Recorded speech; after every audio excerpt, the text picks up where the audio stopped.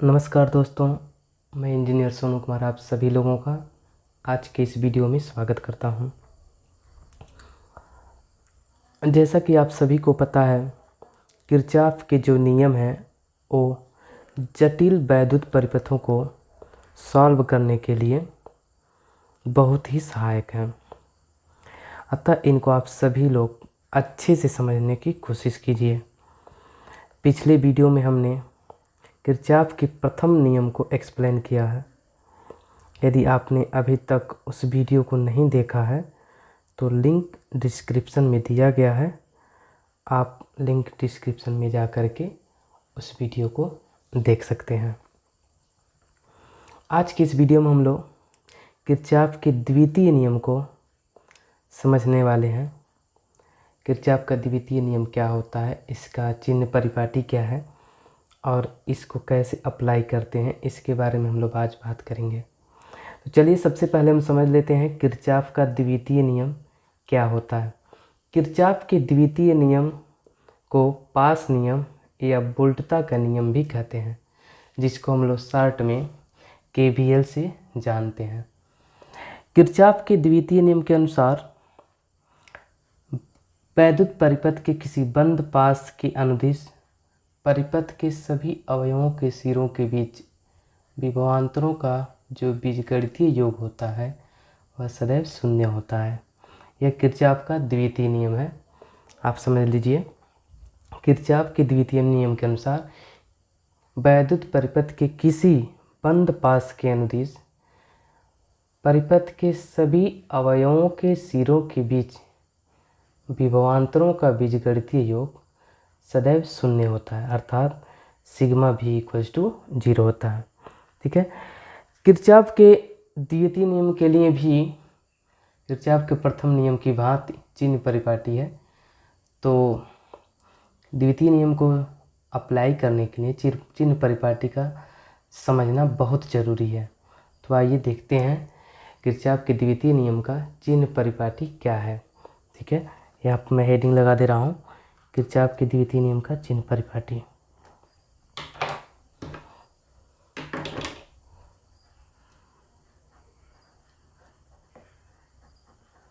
Kirchhoff के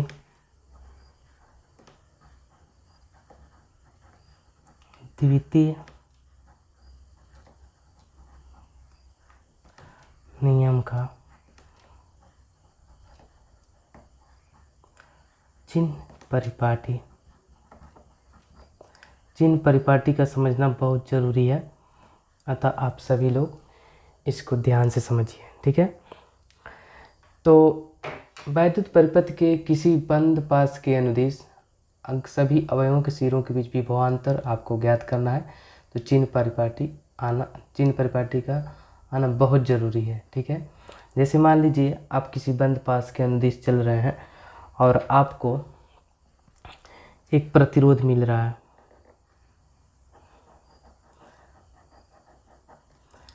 जहाँ इस प्रतिरोध का जो मान है वह R है और इस प्रतिरोध में धारा की दिशा इसमें दिखाया गया है। धारा का मान I है और इसमें दिशा दिखाया गया है। धारा की दिशा जो है A से B की ओर है। यहाँ पर जो पास की दिशा है वह इधर A से B की ओर है और धारा की दिशा भी A से B की ओर है। तो इस कंडीशन में जो प्रतिरोध R के सिरों के बीच जो विभवांतर होगा V, वह कितना होगा, I इंटू R होगा। और यदि धारा की दिशा और पास की दिशा दोनों समान है तो जो विभवांतर होगा प्रतिरोध के सिरों के बीच वो माइनस में होगा। ठीक है। इसी प्रकार यदि परिपथ में प्रतिरोध है जिसमें I धारा प्रवाहित हो रही है A से B की ओर, प्रतिरोध का मान आ रहा है, और जो पास की दिशा है वह B से A की ओर है, तब इस प्रतिरोध के सिरों के बीच जो विभवांतर होगा वह I इंटू R के बराबर होगा, लेकिन धनात्मक होगा। यहाँ पे आप देख सकते हैं ओके, यहाँ पे यदि प्रतिरोध का मान R है और उसमें धारा प्रवाहित हो रही है A से B की ओर, लेकिन जो पास की दिशा है वो B से A की ओर है, तब इस प्रतिरोध के सिरों के बीच जो विभवांतर होगा I × R होगा और उसका मान धनात्मक होगा। अब चलते हैं, यदि बंद पास में कोई सेल जुड़ा है जिसका विद्युत वाहक बल कैपिटल E है,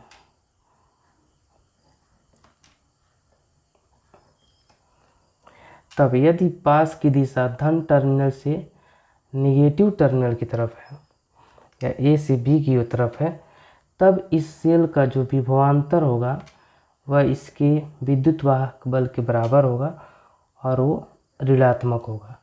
यदि हम लोग धनात्मक टर्मिनल से ऋणात्मक टर्मिनल की ओर जाएंगे तब। नेक्स्ट, यदि हम सेल के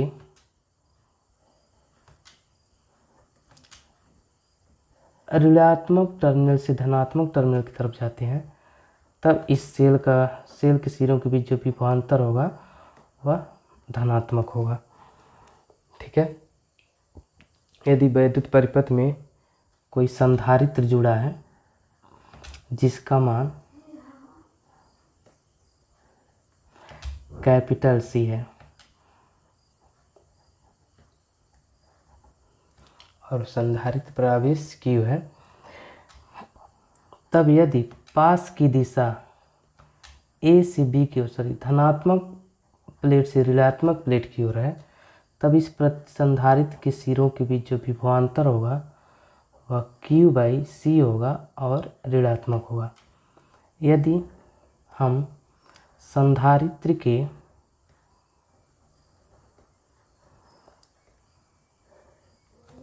निगेटिव प्लेट से पॉजिटिव प्लेट की तरफ जाते हैं, तब इस संधारित्र के सिरों के बीच जो विभवांतर होगा वह Q/C होगा, बट धनात्मक हो गया, धनात्मक हुआ। ये हो गया KVL के लिए चिन्ह परिपाटी का नियम। ध्यान से देखिएगा, चिन्ह परिपाटी का नियम बहुत ज़रूरी है अगर आपको वैद्युत परिपथ में KCL का नियम लगाना है तो, KCL और KVL लगाना है तो चलिए KVL को समझने के लिए हम लोग एक छोटा सा एग्जाम्पल लेते हैं। जैसा कि मान लीजिए यदि आपके पास कोई इस तरह का वैद्युत परिपथ है, यहाँ पे मैं एक वैद्युत परिपथ बना रहा हूँ।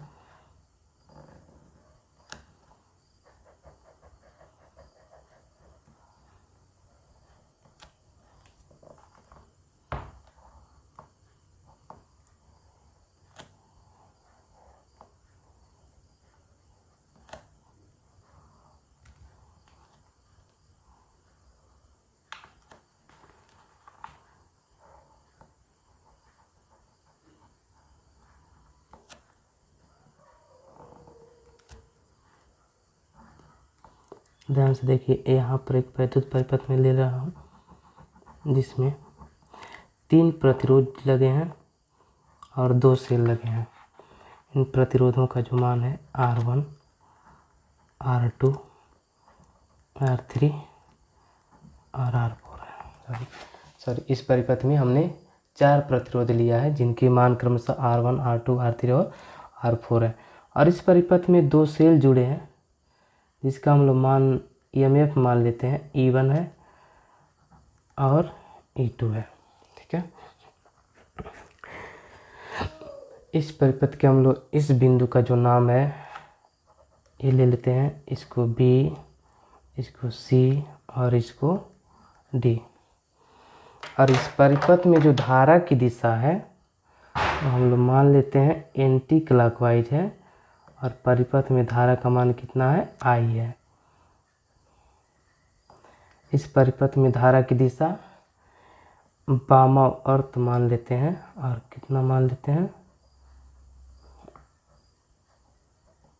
I। तो किरचॉफ के वोल्टता नियम के अनुसार,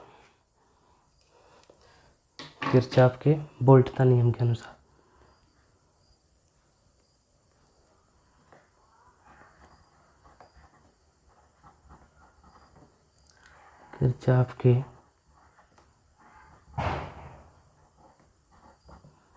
वोल्टता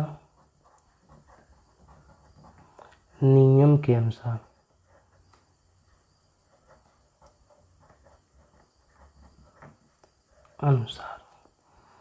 बंद पास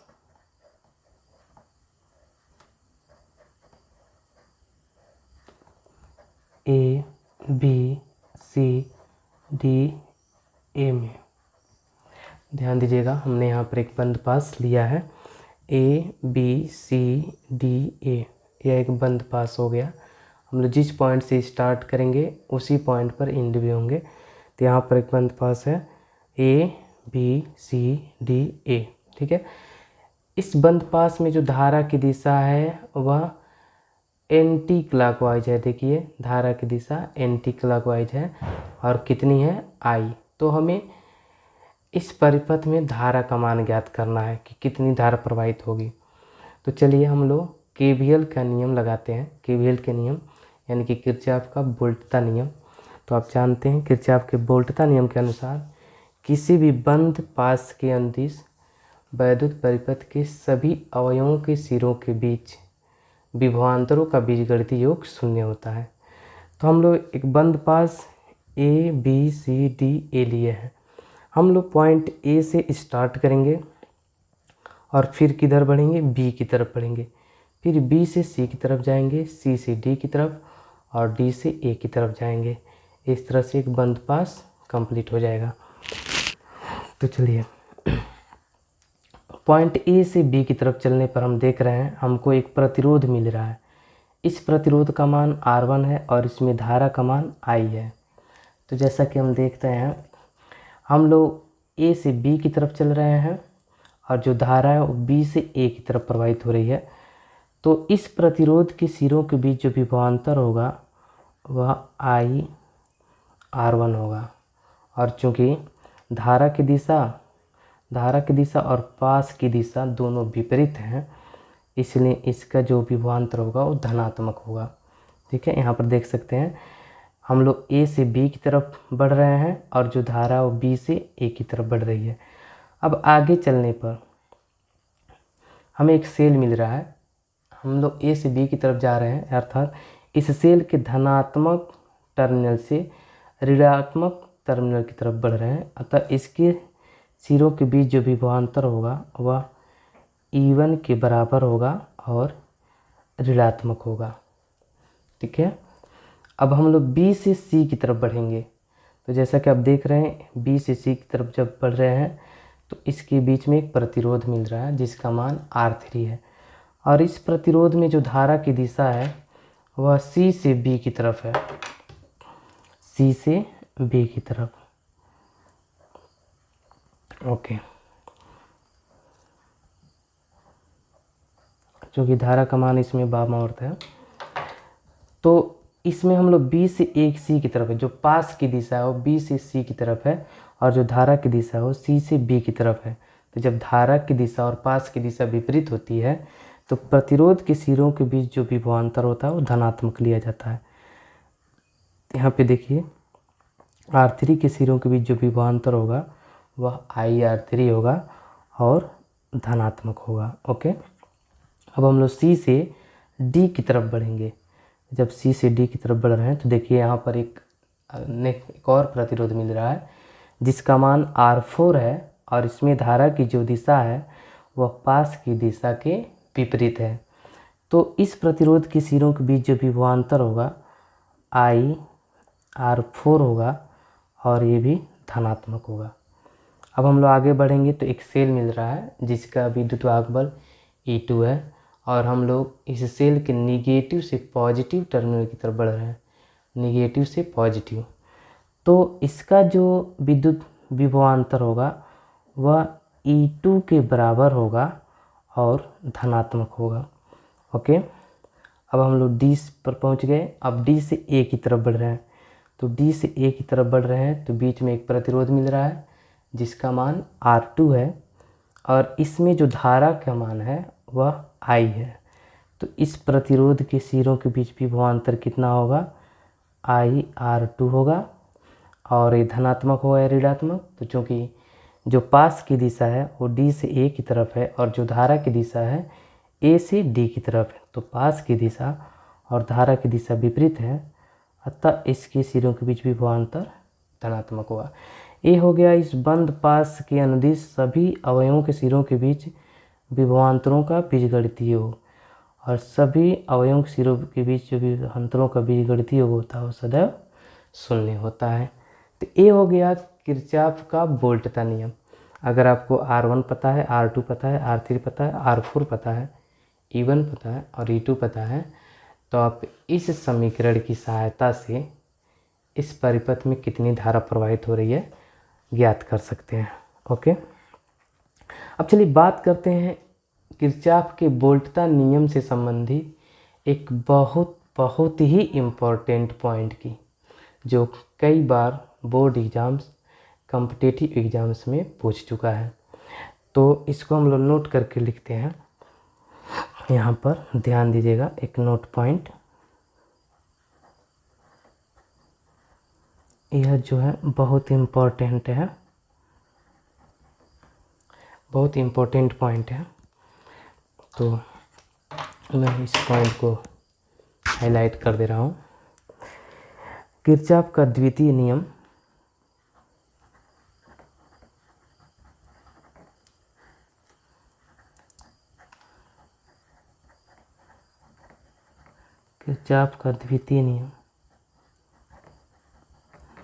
ऊर्जा संरक्षण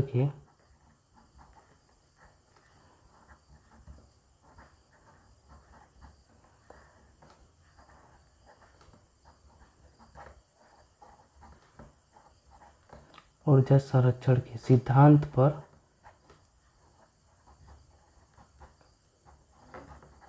आधारित है। इस पॉइंट को आप याद रखिएगा अच्छे से। किरचॉफ का जो द्वितीय नियम है ऊर्जा संरक्षण के सिद्धांत पर आधारित है, और किरचॉफ का जो प्रथम नियम है वह आवेश संरक्षण के सिद्धांत पर आधारित है। तो इस तरह से ये कंप्लीट हो गया किरचॉफ का द्वितीय नियम। ओके, चलिए किरचॉफ के द्वितीय नियम से एक और एग्जाम्पल लेते हैं, और उस एग्जाम्पल में हम लोग कितनी धारा प्रवाहित हो रही है उसको ज्ञात करेंगे।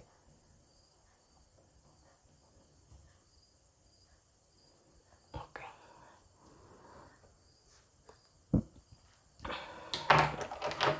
एक एग्जाम्पल लेते हैं।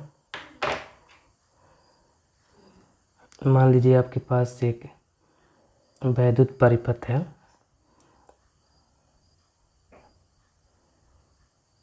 इस वैद्युत परिपथ में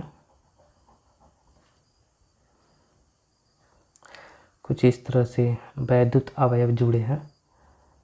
इस परिपथ में आप देख पा रहे हैं, मैं ड्रॉ कर दे रहा हूँ पहले। इस परिपथ में आप देख पा रहे हैं 1 मिनट।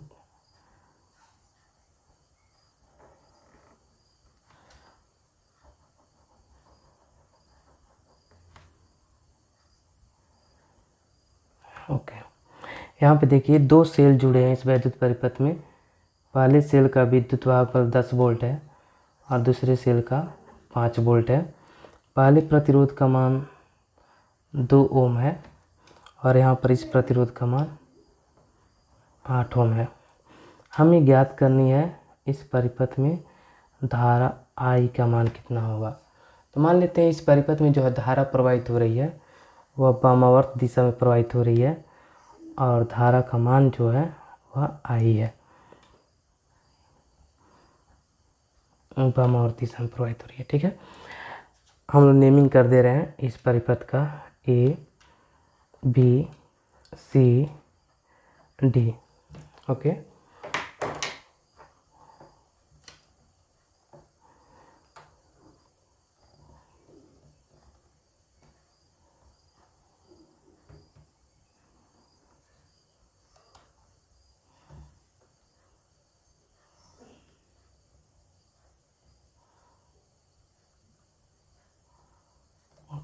देखिए इस वैद्युत परिपथ में हम लोग किरचॉफ का नियम लगाएंगे और ज्ञात करेंगे इस परिपथ में कितनी धारा प्रवाहित हो रही है। तो किरचॉफ के नियम के अनुसार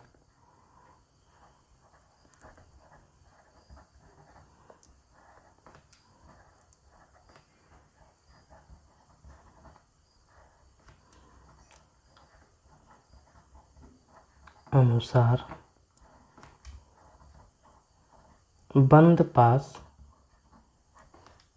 A B C D A में, ठीक है, किरचॉफ के नियम के अनुसार बंद पास A B C D A में हम लोग पॉइंट ए से बी की तरफ बढ़ेंगे और देखते हैं कि यहाँ पर एक सेल मिल रहा है जिसका विद्युत वाहक बल 10 वोल्ट है, और हम लोग ए से बी की तरफ बढ़ रहे हैं, यानी कि इस सेल के पॉजिटिव टर्मिनल से निगेटिव टर्मिनल की तरफ बढ़ रहे हैं।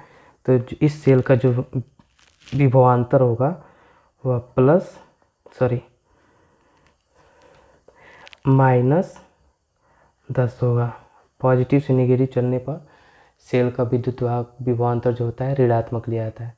अब हम लोग आगे बढ़ रहे हैं ए से बी की तरफ, तो हमें एक प्रतिरोध मिल रहा है जिसका मान 2 ओम है, और इस प्रतिरोध में जो धारा प्रवाहित हो रही है वह आई है और उसकी दिशा बी से ए की तरफ है, जो कि पास की दिशा के विपरीत है। अतः इसके सिरों के बीच जो विभवांतर होगा वह 2I होगा और धनात्मक होगा। ओके, अब हम लोग बी से सी की तरफ बढ़ेंगे। तो बी से सी की तरफ बढ़ रहे हैं तो हम देख रहे हैं यहाँ पर एक सेल है जिसके हम लोग पॉजिटिव से नेगेटिव टर्मिनल की तरफ बढ़ रहे हैं, अतः इसके विभवांतर को हम लोग माइनस में लेंगे, तो यहाँ पर हो जाएगा -5। अब आगे बढ़िए और देखते हैं सी से हम लोग डी की तरफ बढ़ने पर देख रहे हैं कि एक 8 ओम का प्रतिरोध बीच में मिल रहा है, जिसमें जो धारा का मान है वो आई है और दिशा पास की दिशा के विपरीत है। तो इसके सिरों के बीच जो विभवांतर होगा वह 8I होगा और धनात्मक होगा। अब हम लोग डी से ए की तरफ बढ़ रहे हैं, तो इसके बीच में कोई वैद्युत अवयव नहीं जुड़ा है। इस प्रकार से यह पास बंद हो गया, कंप्लीट हो गया, और इस पास के सभी अवयवों के सिरों के बीच विभवांतरों का जो बीजगणितीय योग होगा वह 0 होगा। ओके, अब इस समीकरण को हम लोग सॉल्व करेंगे, तो यहाँ से +2I + 8I, यहाँ हो जाएगा 10I -10 -5 -15 = 0। यहाँ से 10I = हो जाएगा 15, और आप देख पा रहे हैं कि यहाँ से जो धारा का मान होगा इस परिपथ में I वह 15/10 अर्थात 1.5 एम्पियर होगा। तो इस तरह से हम लोग किसी इससे भी जटिल वैद्युत परिपथों को किरचॉफ के नियमों द्वारा सॉल्व कर सकते हैं। कि जटिल परिपथों को सॉल्व करने के लिए ही किरचॉफ के नियम का यूज करते हैं। तो इस तरह से किसी वैद्युत परिपथ में विभिन्न शाखाओं में प्रवाहित होने वाली धारा को ज्ञात कर सकते हैं। किरचॉफ के नियमों पर आधारित अन्य प्रश्नों को सॉल्यूशन के लिए हमारे नेक्स्ट वीडियो को ज़रूर देखिए। तब तक के लिए जय हिंद,